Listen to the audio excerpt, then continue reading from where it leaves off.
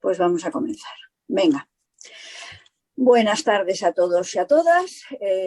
Daros las gracias por estar aquí con nosotros una tarde más. Ya sabéis que estamos haciendo un ciclo de conferencias desde aquí, desde la Coordinadora de Asturias, y que todos los meses traemos un conferenciante experto que nos va introduciendo en estos entresijos que tenemos de las recomendaciones del Pacto de Toledo. Y bueno, tenemos un poco la mirada puesta por una parte en la Unión Europea, en el capital financiero y en esta, vamos a llamarla, ofensiva institucional que tenemos, que nos organizan y que, bueno, que intentan, parece, que intentan desde esta comisión del Pacto de Toledo, que se reúnen a puerta cerrada, parece que quieren dinamitarnos el actual régimen de reparto de esta seguridad social. Bueno, pues hoy tenemos con nosotros a Rafael Velasco Rodríguez, muchos de vosotros pues ya lo conocéis, que es abogado, que es licenciado en Ciencias Políticas, que es miembro de la Comisión Legal de COESPE en representación de nuestra coordinadora de aquí de Asturias, y que bueno, que en este momento está trabajando ahí, como sabemos, en la Comisión Legal en todo este tema de las recomendaciones del Pacto de Toledo. Y sin más, pues nada, venga, Rafa, cerramos los micros, luego si acaso pedís la palabra a través del WhatsApp y bueno, cuando quieras, Rafa. Bueno, pues nada, agradecer a la Coordinadora de Asturias y a Tere en particular pues por esta invitación. Lamentar en todo caso que la charla quizás no sea la que inicialmente estaba prevista, bueno, tenía una semana en lo personal y en lo familiar bastante complicada y bueno, hemos preparado lo que hemos podido preparar en estas circunstancias. Y bueno, también decir que no esperéis de mí ni una lección magistral ni nada de ese tipo. Van a ser las reflexiones de una persona que por su profesión y por su activismo social y político tiene opinión sobre estos temas y bueno, voy a intentar trasladarla de la mejor manera posible y lanzar algunas preguntas y algunas propuestas en la línea del título, ¿no? El título, que es reformar las pensiones públicas superando el Pacto de Toledo, es una declaración de intenciones desde el minuto uno que se pone, ¿no? Porque a mi juicio, en los últimos años, y no tan últimos, desde hace mucho tiempo, en estas materias, desde los movimientos sociales, desde la izquierda política y la izquierda sindical, se ha estado un poco siempre en la estrategia defensiva, ¿no? De virgencita, que me quede como estoy, porque desde el año 84 en España y desde los años 80 en toda Europa, con la victoria del thatcherismo y del reaganismo en su momento, y en España con las reformas que empezó a aplicar el gobierno de Felipe González en el año 84, han sido todo ataques permanentes que, salvo alguna mejora puntual, han ido deteriorando los sistemas de pensiones. Planteaba, ¿no? Bueno, en España a partir del año 84 y fundamentalmente en el 85 se lanzan medidas de ataque al sistema público de pensiones que van enmarcadas en esa ofensiva neoliberal a nivel europeo y también español, que partía de tres premisas básicas, ¿no? Por un lado, privatizar los sectores productivos más rentables, dejando al llamado estado del bienestar sin músculo. Segundo, inocular una ideología del sálvese quien pueda y del individualismo que ha tenido en las figuras de los llamados emprendedores y el autoempleo su propaganda más evidente. Y tercero, estableciendo un dogma que era que lo privado produce y distribuye mejor, mientras que lo público se equiparaba permanentemente o se equipara a despilfarro, gasto desaforado, corrupción y demás. Frente a eso es lo que creo que no hemos sido capaces ni de situar un discurso alternativo sólido y a la vez solidario, ni de defender un plan alternativo que no solo permitiera revertir esos recortes políticos y sociales que de alguna manera además van más allá de las veras conquistas económicas, sino que atentan contra la esencia de la libertad y de la democracia como la veníamos entendiendo hasta entonces, y que por lo tanto es, a mi juicio, una de las carencias importantes que hemos tenido en estos años, ¿no?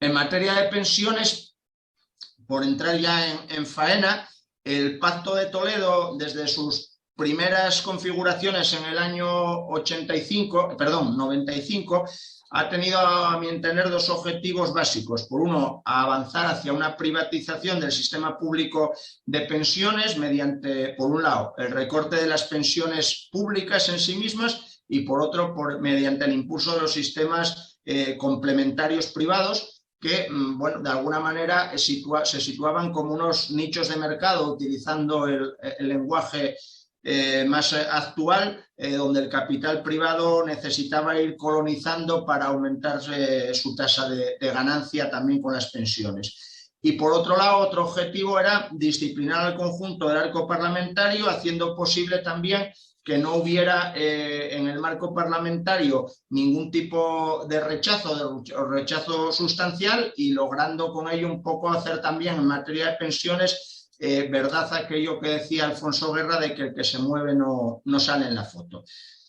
Con la llegada al gobierno, del gobierno de coalición progresista, pues era de esperar, dado que, bueno, entre otras cosas, ya la moción de censura inicial de Pedro Sánchez, como la victoria electoral que dio lugar al gobierno de coalición progresista, en parte también tenía una base en las movilizaciones de los pensionistas, en la levadura que había ido generando esas movilizaciones de cuestionamiento de las reformas últimas, sobre todo del Partido Popular. A mi juicio, y eso es una afirmación polémica y supongo que surgirán en el debate, pues hay una cierta frustración en lo logrado en materia de pensiones a partir de esa configuración de ese gobierno. Sobre todo por el papel que ha jugado del Partido Socialista a través de su ministro Escrivá, de nuevos recortes o de planteamiento de nuevos recortes en un escenario a corto y medio plazo. Cuando se habla en España de actualización, adecuación, racionalización, modernización del sistema de seguridad social, se habla siempre de recortes, no se habla de otra cosa, y desde ese punto de vista también nunca hemos sido capaces de situar una reforma en profundidad del sistema de pensiones que gire hacia el otro lado, ¿no? Entonces, el Pacto de Toledo, las nuevas 22 recomendaciones que se acuerdan, de alguna manera beben en esa disciplina toledana, podríamos decir, en la que lo primero que se hace para articularla es la maniobra clara y evidente de privar al Ministerio de Trabajo de las competencias en materia de seguridad social. Evidentemente no era oportuno que Yolanda Díez pudiera llevar las materias de seguridad social y colocar al frente del Ministerio de Seguridad Social al señor Escrivá, que es una persona preparada, evidentemente, pero vinculada desde hace mucho tiempo a los planteamientos neoliberales y a las vinculaciones con el gran capital que ataca permanentemente el sistema de pensiones. Y el segundo paso fue, antes de entrar a reformas concretas, establecer el marco de juego para esas posibles reformas posteriores con las 22 recomendaciones del Pacto de Toledo, en las que, a mi juicio, cabe resaltar desde el punto de vista negativo, lo cual también evidentemente puede ser objeto de bastante debate, la recomendación 16 en cuanto al impulso de los llamados planes de pensión de empresa, la recomendación 12 en cuanto establece el avance o la perspectiva del avance en la prolongación efectiva de la edad de jubilación, poniendo trabas a la jubilación parcial y anticipada. La recomendación 9 con el impulso, de nuevo, una vez más, de las mutuas patronales. La recomendación 5 que va avanzando también hacia una apertura de un proceso de modificación del sistema de cálculo de las bases reguladoras. Y, como no, manteniendo la recomendación 1, de la que después hablaré, que para mí es fundamental en una alternativa distinta, que es el mantenimiento de la separación de fuentes de las pensiones contributivas y no contributivas, ¿no? Lo cual, unido a la recomendación 11 del principio de contributividad, implica una renuncia a utilizar la vía impositiva y la vía de las aportaciones del Estado para equilibrar el sistema público de pensiones y a seguir manteniendo, y hago una afirmación a mi juicio que también puede ser polémica, que es seguir manteniendo un sistema de pensiones exclusivamente sustentado en las cotizaciones sociales, cuando nos encontramos, por un lado, ante un avance importante de la tecnología que hace que sea necesario menos empleo para producir más y mejor, y además es unido a una precarización importante del mercado laboral que se ha dado en los últimos 30, 40 años, que implica también una disminución de los salarios y por lo tanto de las bases de cotización, pues parece bastante abocado a querer ir de alguna manera minando ese sistema público de pensiones. Y una última que, bueno, se ha intentado vender como a lo positivo de este Pacto de Toledo actual o de estas nuevas recomendaciones, que es la consolidación de la actualización por medio del IPC, de la recomendación segunda, pero que a mi entender tiene más de demagogia que de otra cosa, porque sí es cierto que en estos momentos se está apostando en lo concreto por ello, por el gobierno de coalición progresista, lo que también es cierto es que no está garantizado por ley y no está siempre al albur de las mayorías que se puedan establecer en algún momento, porque no lo deja tampoco claro que eso sea así para siempre, esa recomendación, cuando mantiene además vivo el índice de revalorización de las pensiones, el famoso IRP que se introdujo en la reforma del 2013 del Partido Popular y que bueno, a día de hoy sigue vigente. Eso marca el marco y valga la redundancia, y en el año 2020-2021 se han empezado ya a avanzar ideas y propuestas y concreciones desde el ámbito gubernamental y legislativo que van encaminadas un poco a esa línea que a mi entender os anunciaba, ¿no? Por un lado, en la ley de presupuestos del 2001 se hace una apuesta clara por los planes de privados de empresa, con la vía de siempre en estos temas, desgravaciones y deducciones fiscales, o sea, dinero público para beneficio privado, y en concreto hay una disposición, la adicional 40ª, que plantea que en un plazo de un año habrá una ley sobre fondos de pensiones públicas de empleo, que si no la paramos es aseguro que van a cumplir los plazos, y que además tiene un objetivo añadido que es implicar al movimiento sindical en la gestión de esos fondos como coartada para que no encuentren el rechazo social que quizás se mereciera, ¿no? Esa incentivación ha tenido una concreción también legislativa en esa ley de presupuestos, en la medida que, mientras por un lado se reduce las posibilidades de deducciones fiscales de 8.000 a 2.000 euros para los planes estrictamente privados, a la par se eleva de 8.000 a 10.000 la cantidad deducible a los planes de empleo de las aportaciones de trabajadores y empresas, ¿no? Y después, bueno, podré dar algún dato más concreto, pero bueno, no me voy a enrollar ahora porque desperdigaríamos un poco el hilo de la charla, situar los datos, pero de alguna manera, si después me interesa, los daré, ¿no?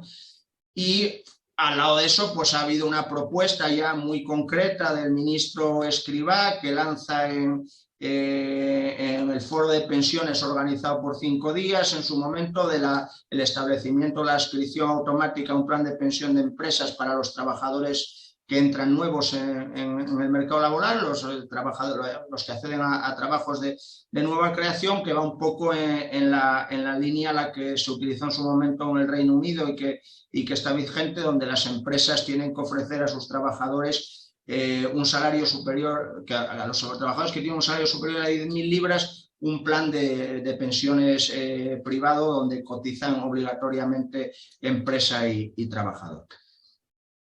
A su vez, este año, a mi juicio, negativamente, en estos 2 años se ha mantenido la subida del 0,9%, pero que es vinculada al IPC, pero hay un retroceso con respecto a los años previos en los que la movilización pensionista había alcanzado conquistas mayores, y a mi entender es el hecho de que solo se haya subido un 1,8% las pensiones no contributivas, pero las pensiones mínimas contributivas no se han subido más que las más altas, como había pasado en...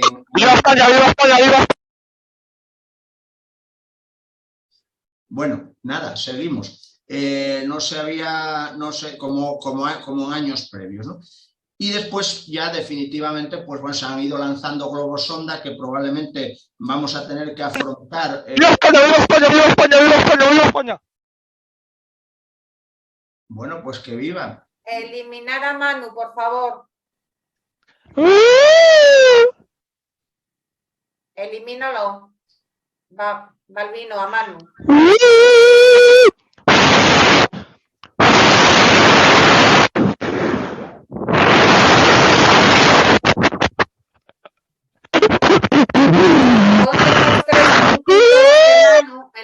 En los 3 puntitos, con los...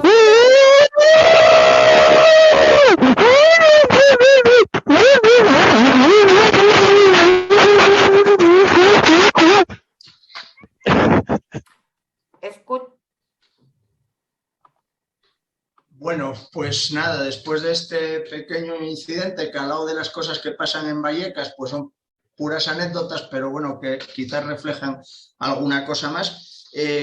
Bueno, continuar, ¿no?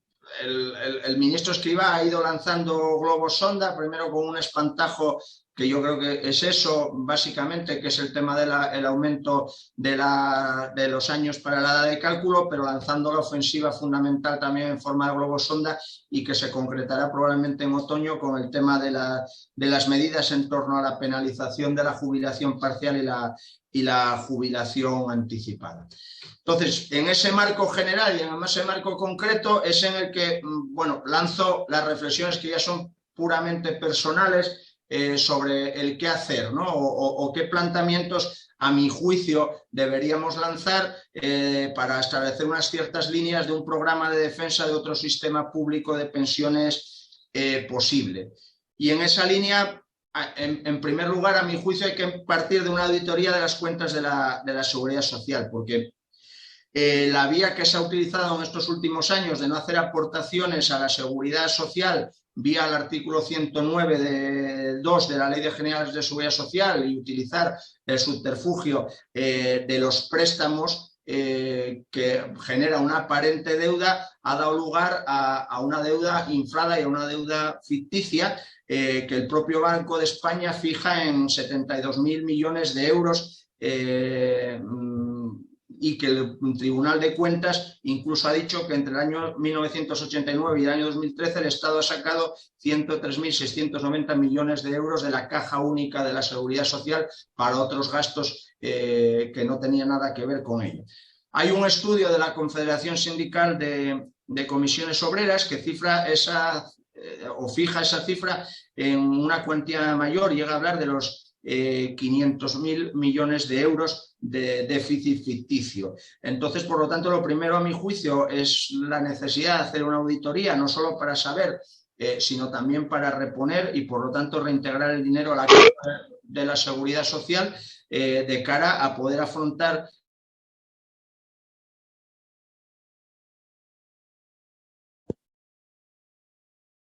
Rafael, te has quitado el micro. Bueno, ahora vuelvo porque ya sabéis que no me manejo yo muy bien con esto. Bueno, lo que os decía, ¿no? La cuantificación que la Confederación Sindical de Comisiones Obreras fija en 500.000 en 500.000 millones de euros, hace necesaria para afrontar cualquier política distinta en materia de pensiones esa auditoría del sistema público y la necesidad de reponer esa deuda, ¿no? Porque se ha ido utilizando, antes lo decía, pero bueno, no lo he desarrollado suficientemente, la vía de los préstamos a la seguridad social.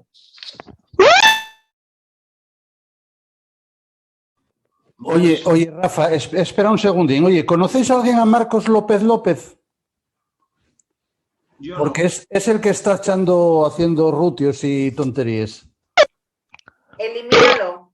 Vale. Cuando te escucha, aparezca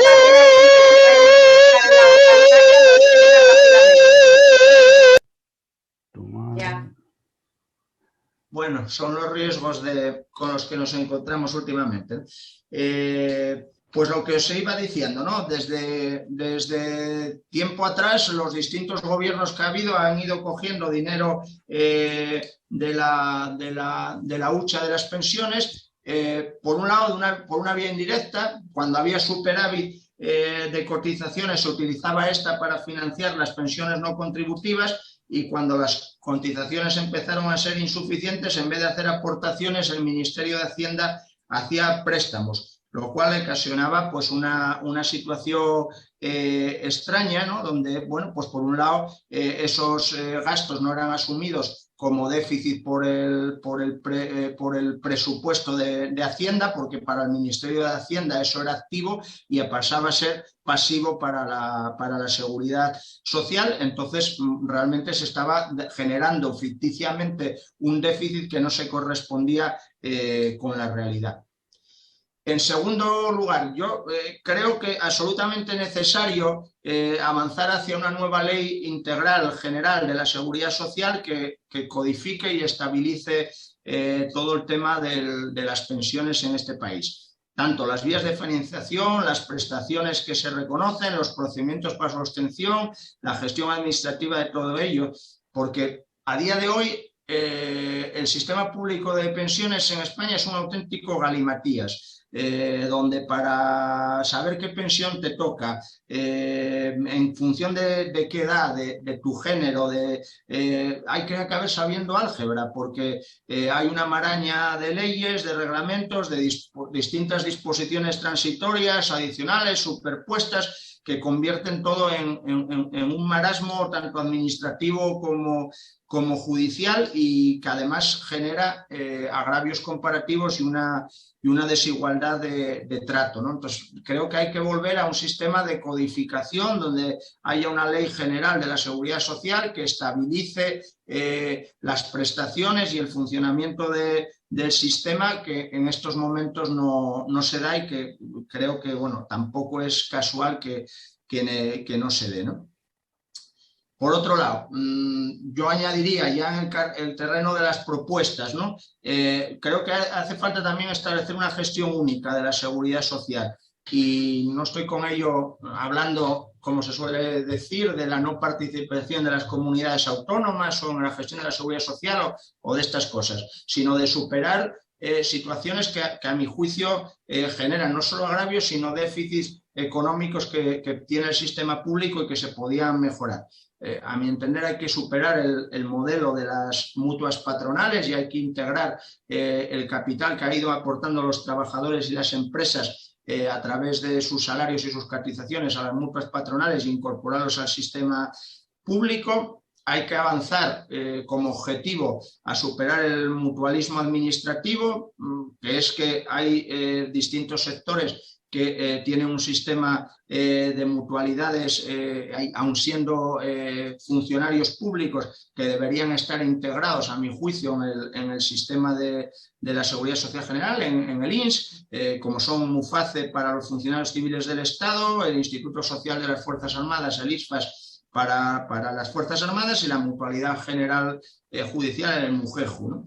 Y después habría que avanzar o plantearse por lo menos, cuando menos, ese debate, y supongo que eso puede ser polémico también, que es la superación de las mutuas profesionales, que en este momento hay 8 o 9, partiendo desde la de la abogacía, los procuradores, los médicos, ingenieros, arquitectos, peritos técnicos, gestores administrativos, que de alguna manera pues sería interesante valorar y estudiar esa posibilidad. Por seguir en esa línea, también creo que es fundamental avanzar hacia la eliminación de las deducciones y desgravaciones fiscales de todo tipo que se han ido articulando para favorecer los sistemas privados de pensiones y como objetivo final, y vuelvo a decir que esto también puede ser que sea polémico, la supresión de esos sistemas privados de pensiones, valorando las formas que haya para integrar ese ahorro acumulado en el sistema público y en las prestaciones que puedan corresponder. Creo también necesario destopar las cotizaciones de las pensiones. Yo creo que sobre esto no soy original, se ha hablado mucho en los movimientos de pensionistas sobre ello, pero creo que si queremos un auténtico sistema de reparto, es claro que hay que destopar las cotizaciones para quien más gane, más pague también, ¿no? El sistema de pensiones. Y ahí, bueno, podría ser discutible, y supongo que será discutible, si eso debe ir unido a un destope de las pensiones máximas o no, pero en todo caso en este momento entiendo que sería una fuente de financiación añadida al sistema público de pensiones absolutamente necesaria. Y bueno, podríamos discutir sobre ello porque el cuestionamiento de esta propuesta que siempre se hace es que esto desincentivaría el aumento de los salarios y desincentivaría el tema fiscal, pero bueno, al fondo son argumentos similares a los que se dice cuando se pretenden limitar los precios de las mascarillas o los precios del alquiler, que cualquier tipo de medida de este tipo desincentiva la economía, cuando, bueno, creo que no necesariamente tiene por qué ser así. Creo que hay otra posibilidad y otra propuesta que quizás debo ser yo de los pocos que he oído que la defiende, pero bueno, yo la defiendo porque creo que deberíamos avanzar hacia ahí, que es abrir la posibilidad de cotizaciones adicionales voluntarias al sistema público de pensiones. Sigo sin entender, salvo por la lógica que antes hablábamos del capital privado y el interés privado, por qué una persona no puede cotizar más al sistema público de pensiones y derivar sus ahorros que pueda tener, el que los tenga, hacia el sistema público y no hacia los planes privados de pensiones como de alguna manera se plantea o te obligan a hacer ante la imposibilidad de no hacerlo. No sé por qué un trabajador o un autónomo no pudiera en un momento determinado cotizar ese dinero que cree que tiene que destinar a mejorar su pensión en vez de a un sistema privado, a un sistema público, ¿no? Ya lo decía que para mí una de las lacras fundamentales del Pacto de Toledo es el sistema de separación de fuentes y que impide o pretende de alguna manera ir limitando la financiación del sistema público con impuestos y reducirlo todo a las cotizaciones sociales. Y bueno, ya antes hablaba de esa utilización de subterfugio de los préstamos para eludir las aportaciones a partir del artículo 109.2 de la Ley General de la Seguridad Social para generar ese déficit directo y diseñado ex professo para justificar posteriores privatizaciones, pero a mi juicio, a día de hoy, con el mercado laboral que tenemos y con el desarrollo tecnológico que tenemos, pretender que un sistema público de pensiones universal se debe mantener exclusivamente a base de cotizaciones y no de aportaciones impositivas, me parece primero injusto porque sitúa que la financiación va a correr fundamentalmente a través de los trabajadores con menos menos salarios, y segundo, una imposibilidad evidente porque la disminución del número de asalariados en el futuro probablemente sea cada vez mayor. Esto podría enlazar con los debates de renta básica y demás, pero que también el sistema público de pensiones, a mi entender, es absolutamente necesario que quien más gane aporte no solo al arca de los impuestos y de los gastos del Estado más, sino también a la financiación del sistema público de pensiones para garantizar que las personas mayores puedan el día de mañana tener una pensión digna.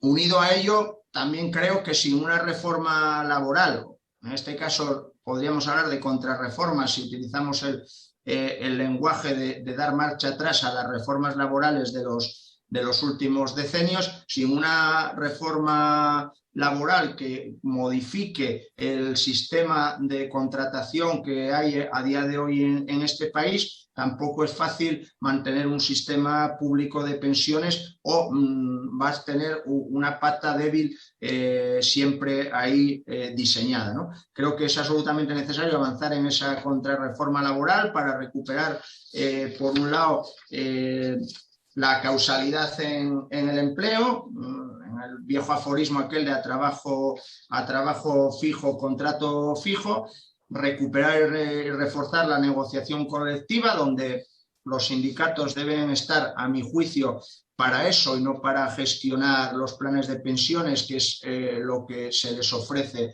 en este momento.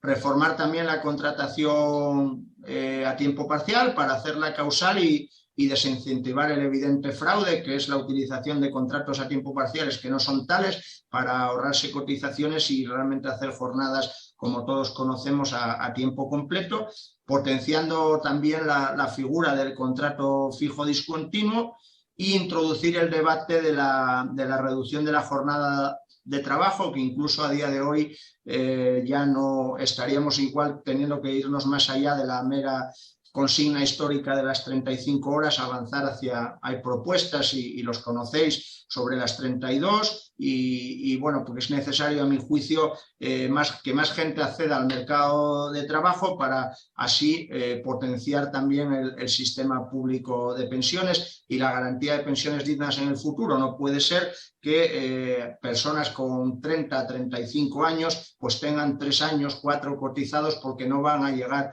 a obtener las pensiones que cualquiera de las anteriores generaciones ha podido tener, dado los niveles de cotización que se exigen, ¿no? Y, evidentemente, pues hacer una desincentivación también de las horas extra, intentando reducirlas solo a las de fuerza mayor para garantizar que no se utilice esa vía para recortar empleo y para no generar nuevo empleo. Y, por último, y quizás esto, a mi entender, puede ser lo más polémico, porque en ese virgencita que me quede como estoy, vamos aceptando día a día que defender lo que había en la reforma anterior es lo positivo, y llega el PSOE, hace una reforma y salimos a la calle y convocamos una huelga general para defender lo de la reforma anterior, y llega el PP y empeora la del 2011 con la del 2013 y nos parece que la del 2011 es la adecuada a defender, y nos suben la jornada a 67, la edad de jubilación a 67, y nos conformamos con que hay que defender la jubilación a los 65. A mi entender, tanto por las implicaciones en materia laboral que antes hablaba, como por la necesidad de ir mejorando esas prestaciones, yo creo que hay que volver a situar el debate, al contrario del que se está situando por parte de los enemigos del sistema público de pensiones, de reducir la edad de jubilación y volver a plantear la idea de la jubilación a los 60 años, porque entiendo que no se puede permitir, como antes decía, que haya gente currando con 67 y más años y sin embargo haya gente con 30, con 30 y tantos que no hayan currado, o que hayan currado muy pocos años para tener la cotización suficiente, ¿no? En esa línea creo que hay que hacer lo contrario de lo que el ministro Escrivá plantea, ¿no? O sea, yo creo que en vez de atacar hay que potenciar la jubilación parcial y la jubilación anticipada. Hay alguna propuesta por ahí de algunos sectores de recuperar o de establecer la jubilación voluntaria al margen de la edad con 40 años cotizados y que puede dar lugar al debate, y a mí me parecería bastante razonable. Y hay que potenciar en esa línea también los contratos de relevo, que también hay un ataque frente a ellos, unidos a la estabilidad en el empleo y a su carácter indefinido, porque de alguna manera, bueno, ello permite una rejuvenecimiento de las plantillas y un aumento o mantenimiento, cuando menos, de las cotizaciones sociales. Ahí habría que darle también vueltas para que quizás no se utilice, como se ha utilizado en algunos casos, para amortizar plantillas en sentido diferido o en un camino diferido, pero de alguna manera es una vía a explorar. Y, a mi entender, a rechazar absolutamente, y está encima de la mesa y cada día está más, el tema de la incentivación de la prolongación de la edad de jubilación. O sea, no creo que esos incentivos que se plantean para quien trabaje más de 67 años pueda tener una pensión mayor, supongo que para disfrutarla en el cementerio, creo que debemos rechazarlos y debemos ir hacia su eliminación como una exigencia de cara también a repartir el empleo y por lo tanto a establecer una base distinta del sistema público. No me voy a enrollar más, que yo creo que ya me enrollé bastante. A mi juicio, estas son unas ideas que yo lanzo para el debate, frente a unos planes meditados y concienzudos que los que llevan años diseñando el ataque al sistema público de pensiones llevan articulando y organizando en el tiempo.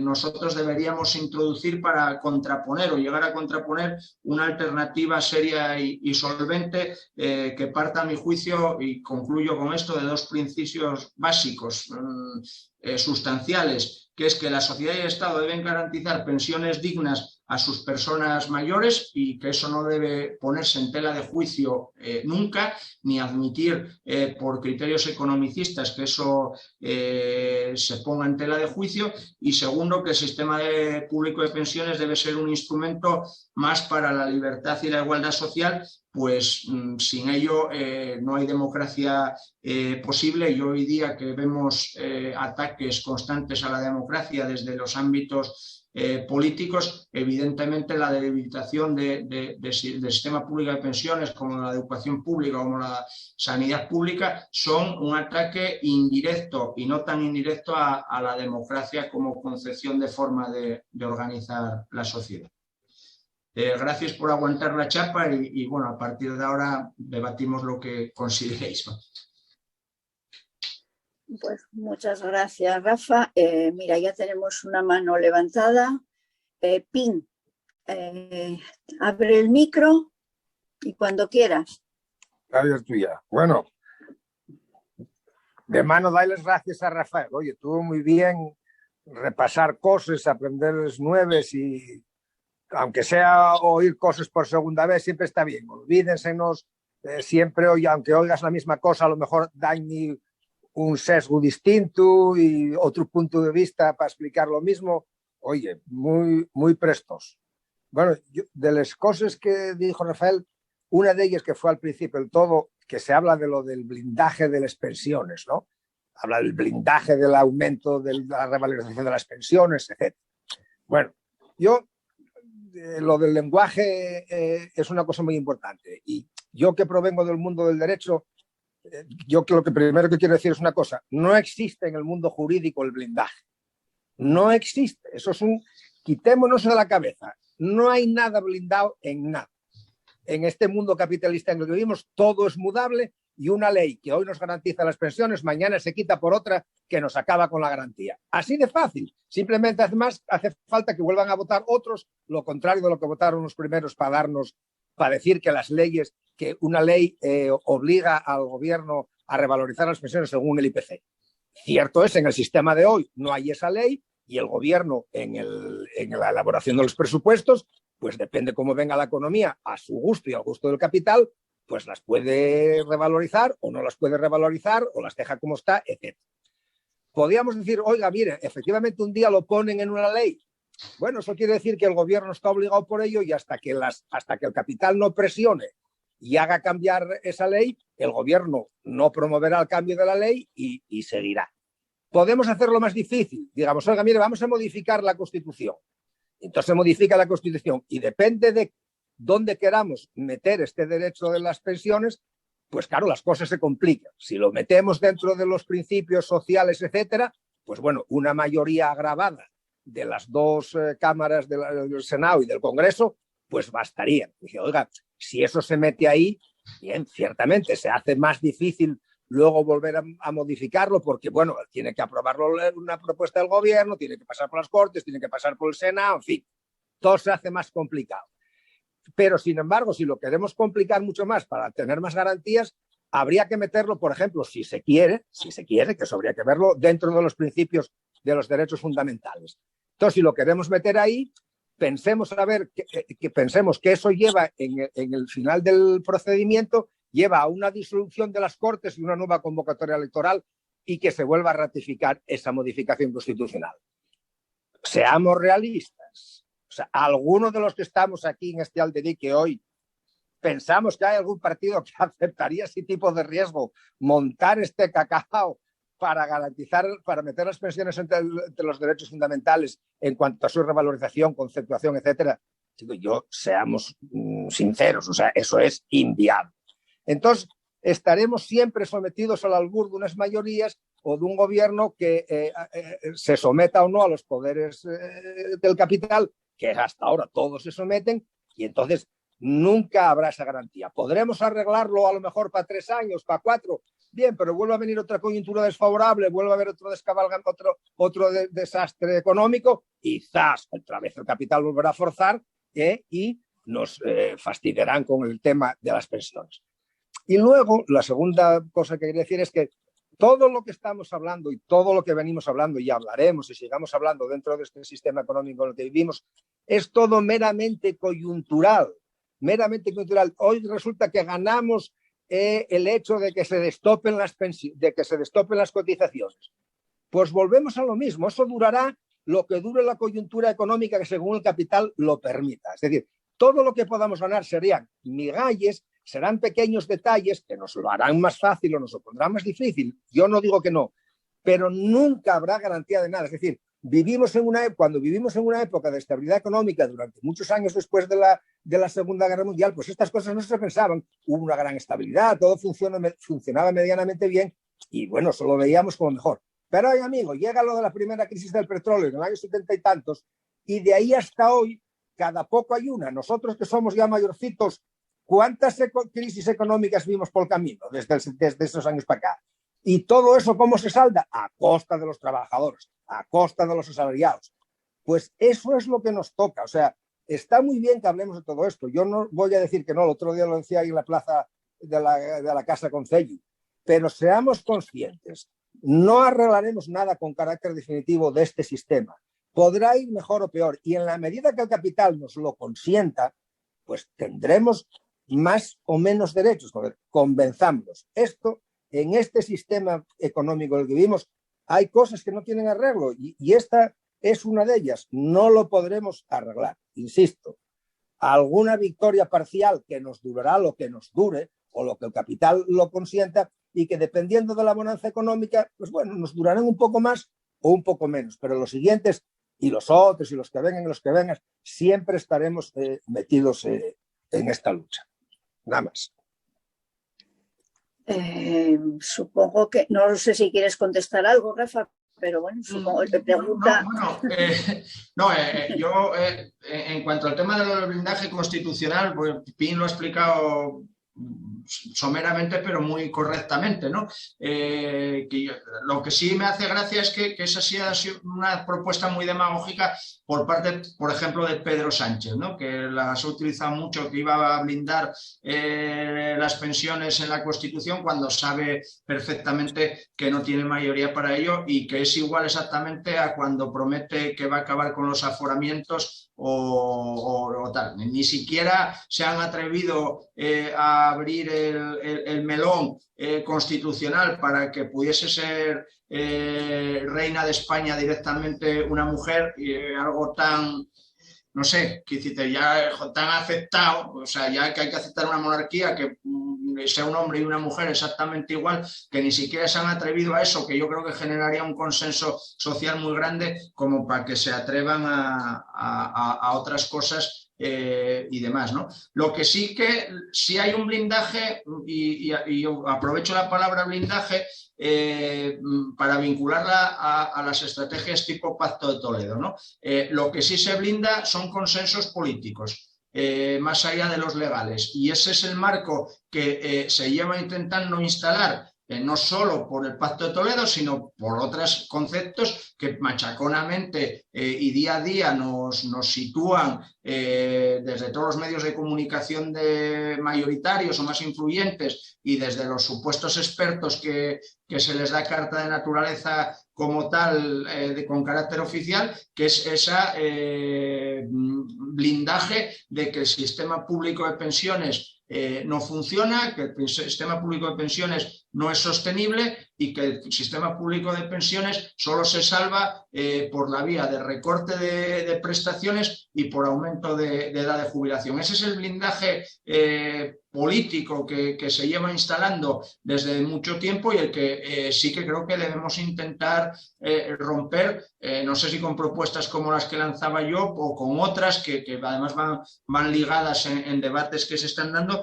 pero si rompemos esa concepción que atenaza el diseño de las políticas públicas en este país, podremos avanzar. También algún día podemos retroceder y podemos lograr algún cambio. Si no, vamos a ir siempre al tran-tran y con retrocesos, ¿no? Vale. Pepe Carbonell. Al micro. La voy a poner.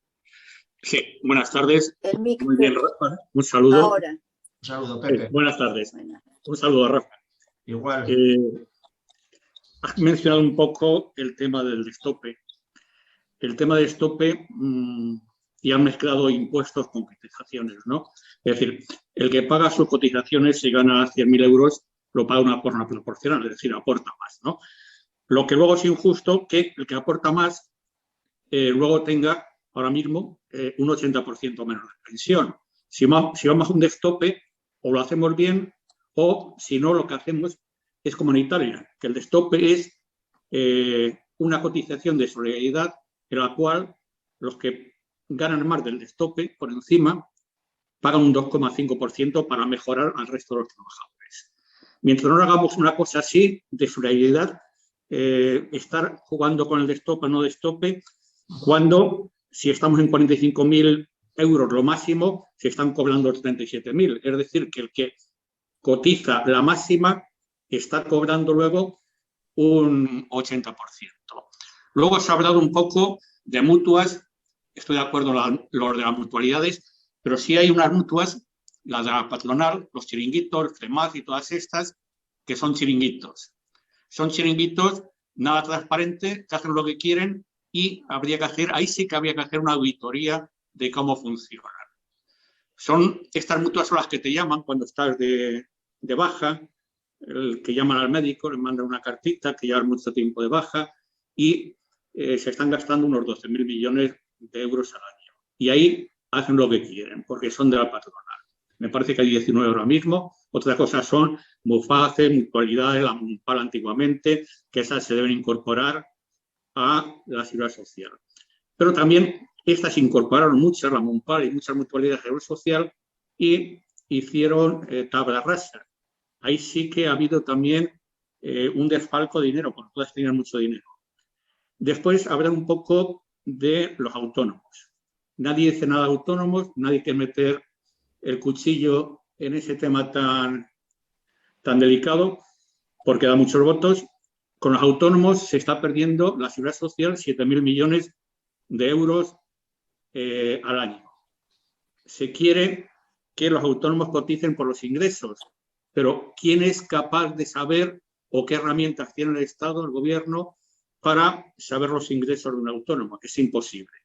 Todo el mundo habla de los autónomos, pero al final nadie hace nada de los autónomos. Luego tenemos el desempleo. El desempleo venimos a pagar un 7 y pico %. Este año no, ha sobrado porque hay mucho pago de desempleo, pero normalmente estamos hablando por el desempleo unos 8.000 millones todos los años. Es una cantidad, estamos diciendo cada una auditoría, pero ese dinero que sale de las cotizaciones va al Estado y no sabemos lo que hace el Estado con ese dinero, el gobierno. Y cuando se pregunta al gobierno dónde va ese dinero que sobra del desempleo, te dice que a servicios sociales.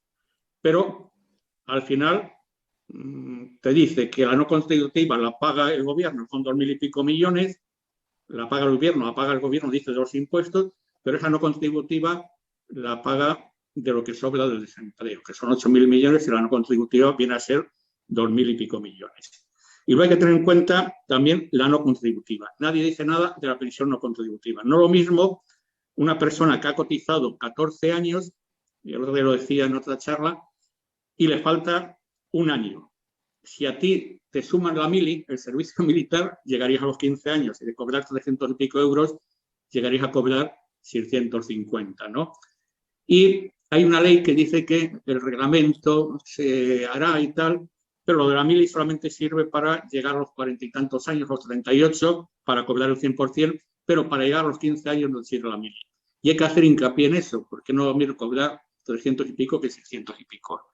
Y luego, mezclar la renta básica, no mezclarla, sino que ahora mismo tenemos el impuesto mínimo vital que se ha juntado con la contributiva en el tema económico, se cobra lo mismo y eso supongo que en un futuro muy lejano se quitará la pensión no contributiva y se dará ese subsidio a las personas que no han llegado a los 15 años. Y ya termino, un tema que tampoco nadie saca es el tema de viudedad. Son 20.000 millones, tanto la viudedad como la orfandad, pero bueno, lo principal es la viudedad. Y por finalizar, decir que nuestro sistema de pensiones es bueno. ¿Por qué es bueno? Porque pagamos en contingencias comunes un 28 y pico %. Somos, me parece, el tercer país del mundo que más pagamos en cotizaciones. Si nos vamos a Suecia, que es la que quieren poner como modelo, ahí están pagando el 18,5%, que es el 16% porque un 2 y pico % es lo que quieren hacer ahora con el tema de empresas, ¿no? Es para seguros de capitalización que al final mucha gente pierde y no cobra. El modelo sueco, que lo ponen con ejemplo, pues es un fracaso y allí se están manifestando las señoras con una gorra roja todos los días en el Parlamento, ¿no?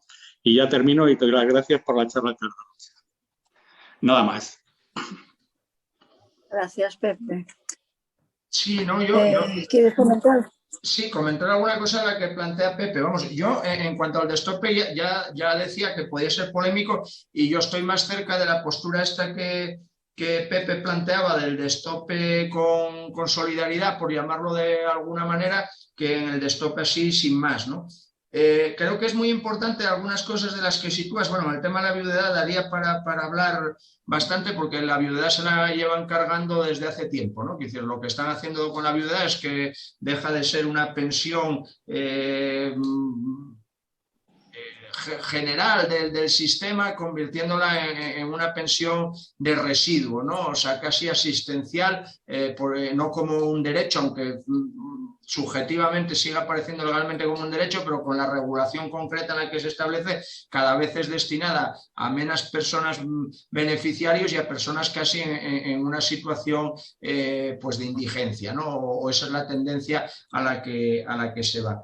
Y sitúas, a mi juicio, dos temas que sí son importantes, muy importantes para meterle mano. Por un lado, el tema de las mutuas patronales, que es un escándalo y que además pues cada vez gestionan con más competencias y con más facilidades todo el tema de la incapacidad temporal y que además se están estableciendo un doble negocio, ¿no? El negocio de la gestión de la incapacidad temporal en este momento y paralelamente el negocio de todo el tema de prevención de riesgos laborales, ¿no? Porque aunque no la gestionan directamente, todas tienen un servicio de prevención paralelo que son lo mismo, o sea, son FREMAT con otro nombre o son tal, o sea, es decir, tienen sus sistemas y ahí está habiendo un negocio en manos privadas muy importante. Y en el tema de los autónomos sitúas dos cosas. Una, bueno, habría que darle vueltas con el tema que se plantea de cotización en función de los ingresos, porque sí es verdad que es algo que suena bien y que a mí no me parece mal, pero que tiene sus riesgos por lo que Pepe acaba de comentar, ¿no?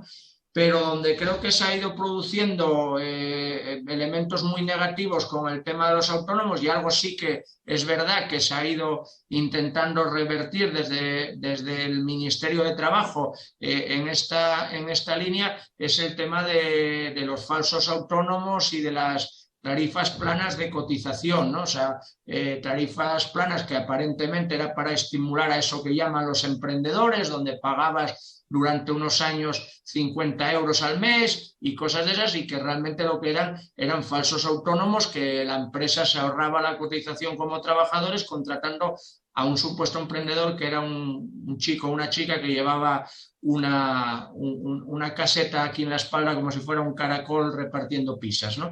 Entonces, bueno, en ese sentido, los avances o por lo menos los diseños que se están haciendo desde trabajo con el tema de los riders y demás, creo que van encaminados en el buen camino.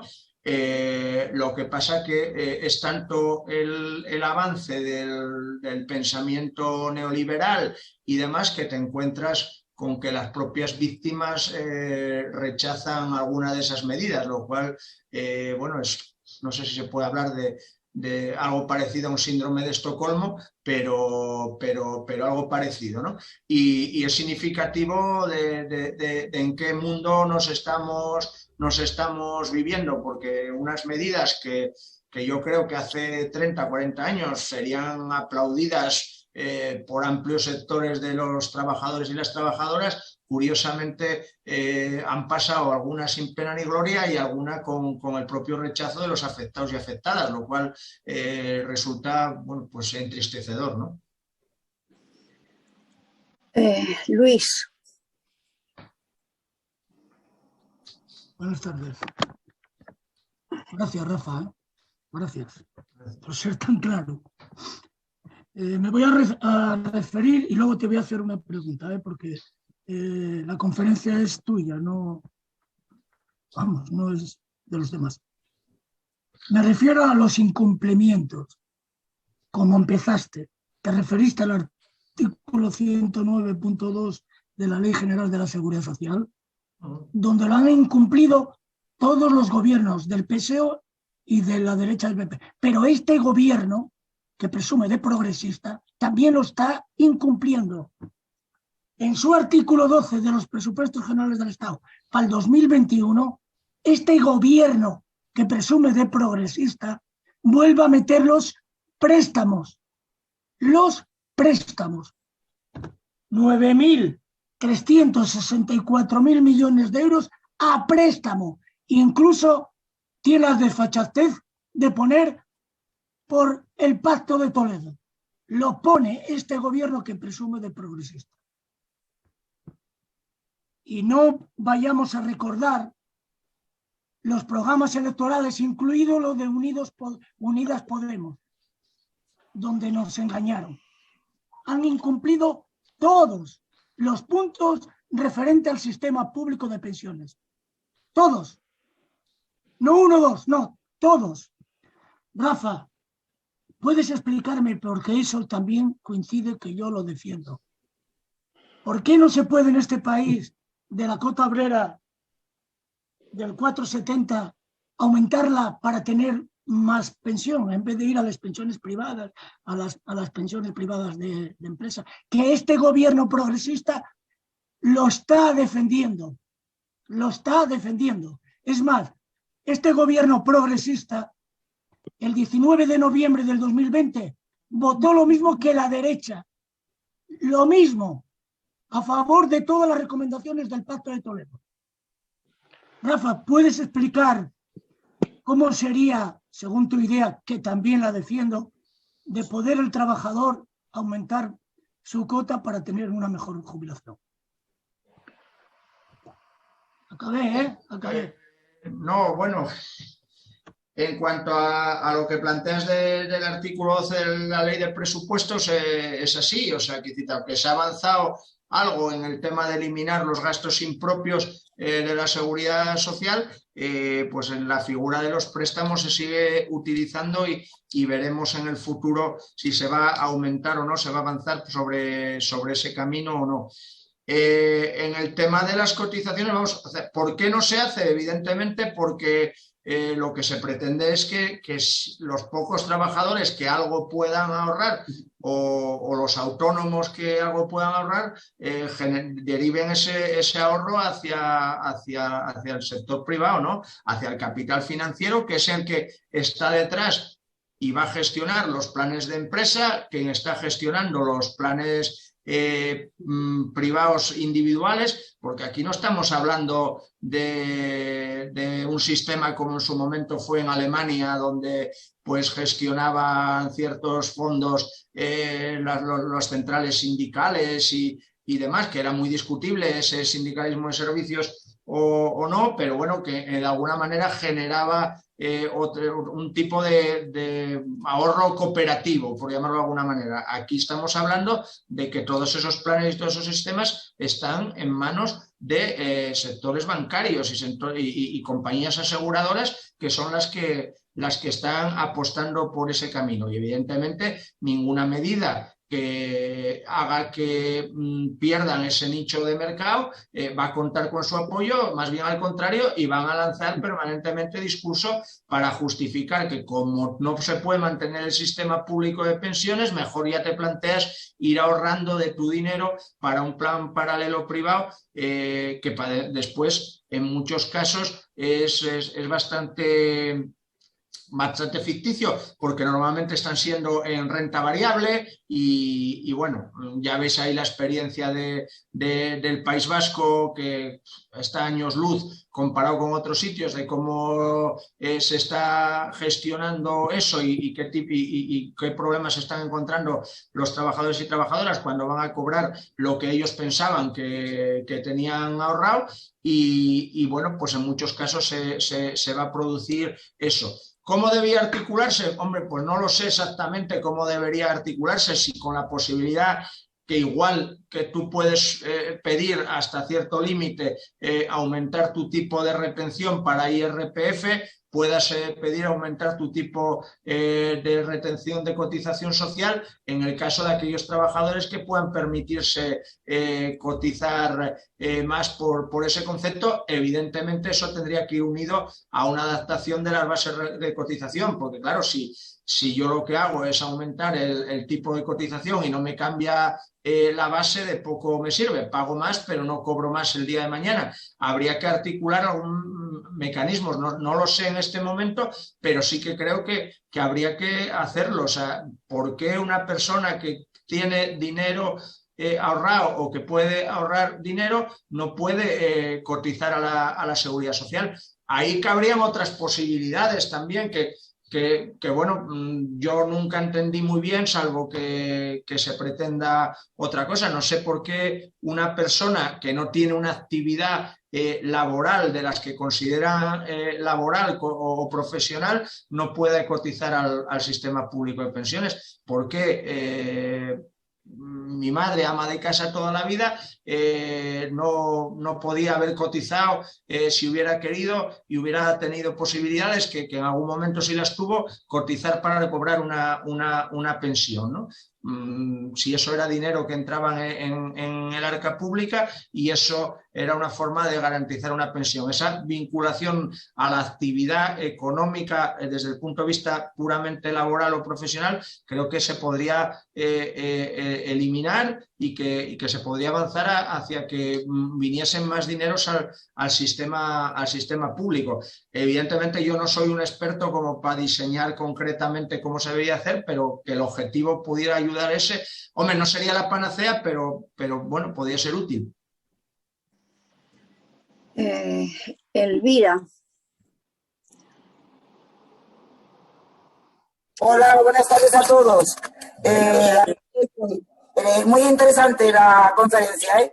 Yo quería plantear como mujer, lógicamente, el tema que afecta a las mujeres, el tema de viudedad, que poco se ha tratado aquí, y el tema de la brecha de género. Quería un poco también, ahí hiciese un poco de hincapié, la verdad que me encanta la conferencia, pero no se ha tocado ese tema y me gustaría que fuese tocado. Gracias.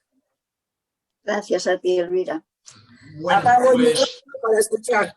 en el tema de la viudedad, a mi juicio lo que habría que es volver al sistema o a sistemas anteriores, donde en función del fallecimiento de tu pareja, fuera hombre o mujer, antiguamente básicamente se cobraba la viudedad solo por las mujeres, pero ahora, bueno, desde hace años también por los hombres, tuvieras derecho a una prestación de la base reguladora. Punto, o sea, un porcentaje de esa base reguladora, porque es verdad que ahora las mujeres o un sector importante de ellas trabajan o están en el mercado laboral, pero también es verdad que con los sueldos que hay y con demás, la pérdida de tu cónyuge o de tu pareja, sea hombre o mujer, significa una merma económica importante, porque hay gastos que siguen siendo únicos, viva una, dos, tres personas en casa, el alquiler, la hipoteca o demás. El tema es que se ha ido precisamente a todo lo contrario, o sea, se ha vinculado, por ejemplo, la pensión de viudedad solo para el caso que haya, por ejemplo, en el caso de divorcio, pensión compensatoria, y se han ido poniendo toda una serie de trabas para dejar, bueno, en el futuro dejar reducida a la mínima expresión la viudedad, ¿no? Yo creo que habría que ver un poco la legislación que había previamente y volver hacia eso, ¿no? Y en cuanto al tema de la brecha de género, bueno, algunas cosas se han ido haciendo, pero quizás de forma insuficiente. Yo reconozco que ahí no me manejo muy bien y no lo tengo muy claro cómo se podría hacer vía sistema público, porque sí tengo claro que evidentemente vía laboral debería ser donde se avanzase más en ese sentido, porque indirectamente afectaría a las pensiones futuras, pero en cómo se estableciese la regulación de las pensiones concreta a través de pensiones, se me escapa un poco. Lo que sí tengo claro es que es insuficiente la norma última, ¿no? Y sobre todo es insuficiente por el tema de que no tiene efectos retroactivos. Se vendió con mucha ilusión y a mí al despacho me llegó gente diciendo, bueno, pues ahora voy a cobrar un complemento más, y resulta que no, que eso es entra en vigor ahora, o sea, es para las del futuro. O sea, que hay personas que precisamente son las que más lo necesitan, porque probablemente mi pareja no necesite eso en el futuro porque está perfectamente incardinada en el mercado laboral, y sin embargo, pues sí que lo necesitase mi madre, ¿no? O mi suegra. Entonces, a mí me pareció decepcionante eso, ¿no? Que se estableciese una medida con un complemento y que resulta que es para el futuro, no es para las personas que han generado pensión hasta el día de hoy. Es un poco lo que te quería comentar, que realmente la brecha de género me parece maravilloso que ahora se regule para las futuras, para las que vienen ahora, pero es que la mayoría de las que tenemos ya hemos pasado de los 65 y más, pues ¿qué es lo que pasa? Que realmente somos las realmente afectadas, y eso realmente es la brecha de género sigue ahí, o sea, es que es algo sangrante. Y en el tema de viudedad es un poco lo mismo, o sea, yo conozco a compañeras pensionistas que están cobrando de viudedad 100 euros mensuales, o sea, es que es algo vergonzoso. Entonces, eso son temas que como mujeres pues realmente afectan muchísimo, y esta recomendación de Pacto Toledo realmente es una tuerca más contra el tema de mujeres, contra las viudas y contra las mujeres. Y es que es lamentable y es un poco lo que quería también dejar aquí un poco en el tema. Gracias y la verdad que muy felicidades por la conferencia. Gracias, Elvira. Estamos en ello también. Pepe Villamor. El micro, ahora. Sí, ya. Hola, te agradezco la conferencia, pero yo creo que las reivindicaciones nosotros las tenemos que hacer al margen de la legalidad, bueno, con la legalidad, pero en positivo. Nosotros queremos que las pensiones sean públicas y dignas. Entonces nosotros queremos que, por ejemplo, la pensión mínima sea igual al salario mínimo. Y es verdad que eso puede romper el principio de contributividad, pero que nosotros tenemos que hacer ese tipo de reivindicaciones. Entonces, esto relaciono también con el destope. Es cierto que la pensión máxima son 2.707, me parece, y ahora la cotización se cotiza hasta 40 y tantos mil euros. Pero yo creo que de alguna manera la esperanza de vida es mayor en las personas que tienen mejor posición económica. Y hay estudios que demuestran que se viven 10 años más. Por lo tanto, si van a vivir 10 años más, que contribuyan más. Para de alguna manera, en el principio de solidaridad. Si no tenéis nada más que preguntarle a Rafa, pues podemos despedirnos. Y nada, Rafa, agradecerte un montón que estés aquí con nosotros y que sigas representando a la coordinadora en la comisión legal y que, bueno, pues que trabajéis mucho y bien como lo estáis haciendo y nada más. No, yo agradeceros a vosotros y vosotros la oportunidad de las dos cosas, ¿no? De haber hablado hoy y de participar en la comisión legal, porque en la comisión legal la verdad estoy aprendiendo un montón. O sea, y por primera vez, y antes lo decía en plan informal, estoy en un hilo de WhatsApp donde salen documentos y donde se elaboran cosas a una velocidad de crucero que quizás sí es importante seguir haciendo. Entonces, para mí es toda una experiencia estar con compañeros y compañeras del resto del Estado aprendiendo muchísimo. Vamos. Vale. Deciros que nosotros, bueno, este tema que comenzamos, que esta es yo creo que la cuarta o la quinta charla que hacemos, que seguiremos haciéndola, que tenemos previsto que la siguiente a ver si es sobre la seguridad social. Y que, bueno, que ahí en la comisión legal y en otras hay gente que sois expertos de alguna manera en diferentes cosas relacionadas con las pensiones y que, bueno, seguiremos en ello. Vale, muchas gracias a todos por estar aquí, buen día. pasar la tarde con nosotros. Vale, gracias.